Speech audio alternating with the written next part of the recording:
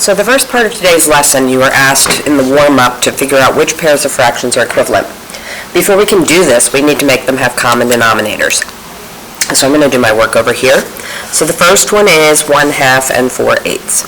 So 1/2 and 4/8. My common denominator here, I'm going to figure out which one's bigger. So 8 or 2. 8 is bigger. So I count by 8s. 8, 16, 24. Will 2 divide into 8? Yes. So that's my least common denominator, my lowest denominator.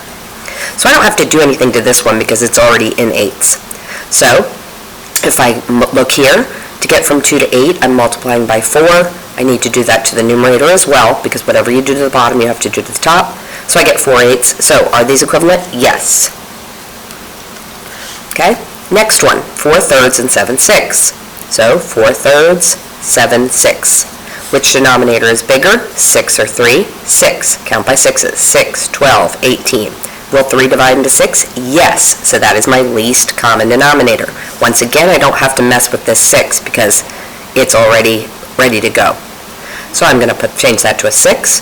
To make 3 be 6, I need to multiply by 2. If I multiply that by 2, I need to multiply this by 2. 4 times 2 is 8. And now I compare. 8, 6, 7, 6, are they equivalent? No. All right, question C. 2/5 and 6/15. So 2/5, 6/15. Which one's bigger, 5 or 15? 15. Count by 15s. 15, 30, so forth. Does 5 go into 15? Yes, so that's my common denominator. Put my 15 here. Multiply 5 by 3 to make it be 15, which means I multiply by 2 by 3, which makes that be 6. Now I compare. 6/15 equals 6/15. Yes. So I circle that one. All right, next one. 20 hundredths and 2/10. So 20 hundredths, 2/10. Which one's bigger, 100 or 10? 100. Will 10 divide into 100? Yes. So that's my common denominator. Make this be 100. So times 10 times 10, that gives me 20. Are they equivalent? Yes. Circle that one. All right, next one. 2/3, 8/12. Which is bigger, 3 or 12? 12. Does 3 divide into 12? Yes. So that's my common denominator. Change that to a 12 times 4 times 4, 8. Are they equivalent? Yes, they are. And then the last one, 3/4 and 9/16, or 10/16 rather. 3/4, 10/16. Which one's bigger, 16 or 4? 16. Does 4 divide evenly into 16? Yes, it does. So that's my denominator. Times 4 times 4. That gives me 12. Are those equivalent? No, they are not. All right, so the next one is we're going to look at some division equations from the last test, or lesson, yesterday. So we had 7/12 divided by 1/12, and that gave us 7.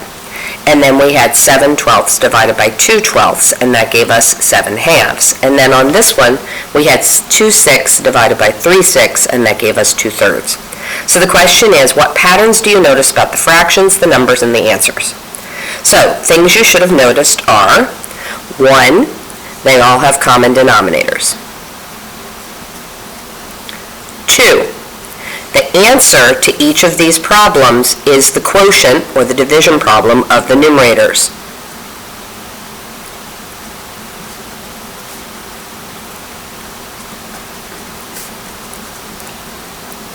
So yesterday in class when we were talking, if we had 7/12 divided by 1/12, I circled that, and then all fractions mean divide, and there was my answer of 7. Here I had 7/12 divided by 2/12. I circled that, did my division, and there's my answer of 7/2. And then again, 2/6 divided by 3/6. Circle my numerators because my denominators are the same. Throw that fraction bar in there, boom, there's my answer. All right, so here you're just going to be working out these problems, but you're going to have to be finding a common denominator. So the first problem was easy. 7/9 divided by 2/9, that is 7/2. 2/9 divided by 7/9 is 2/7. So I always just am circling my numerators and then putting that fraction bar in there. All right, now this one. Going back to the flow chart from yesterday, do these have common denominators? No, so I need to stop right now and make them have equivalent denominators. So I'm going to go back up to what I was thinking about up here in our warm-up.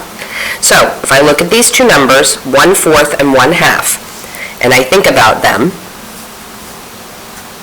which of these two is greater? Well, 4 is greater.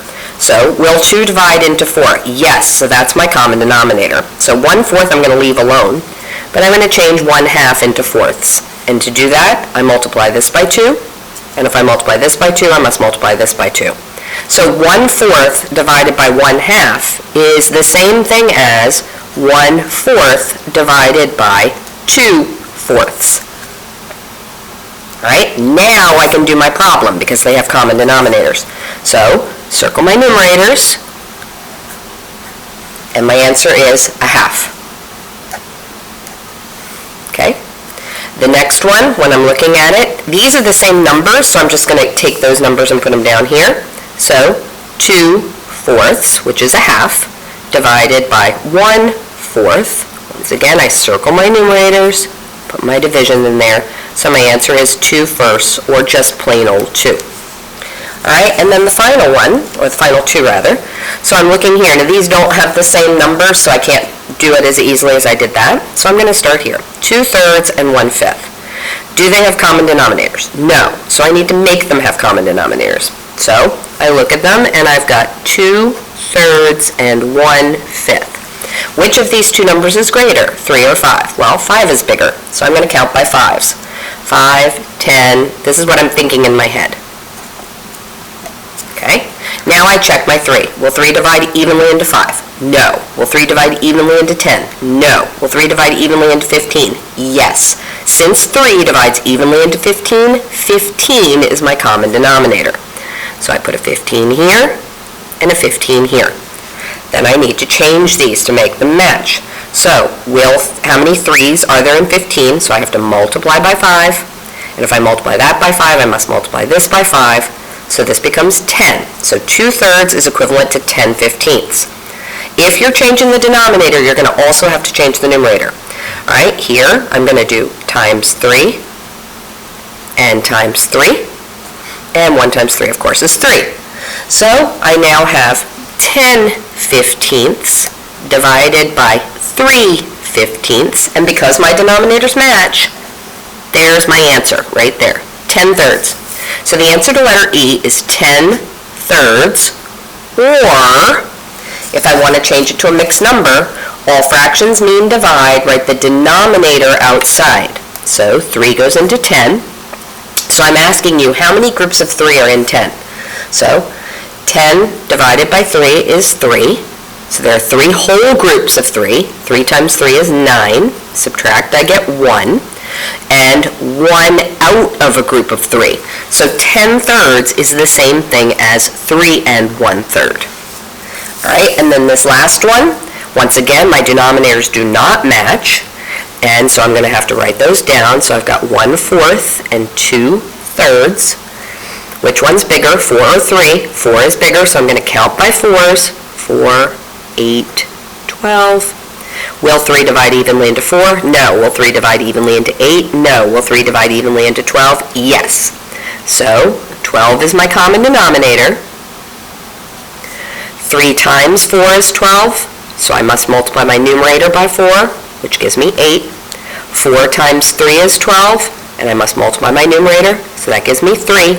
So now my problem, the equivalent problem with common denominators, is going to be 3/12 divided by 8/12, and here's my answer right here. It is 3/8. Now, I do not need to do anything to that. That is my answer. Here, I had to change this because this is what we call an improper fraction where the numerator is greater than the denominator, but here, it just was a proper fraction, so we're good. So the answer to this question is 3/8. So that's the first part of your lesson for today.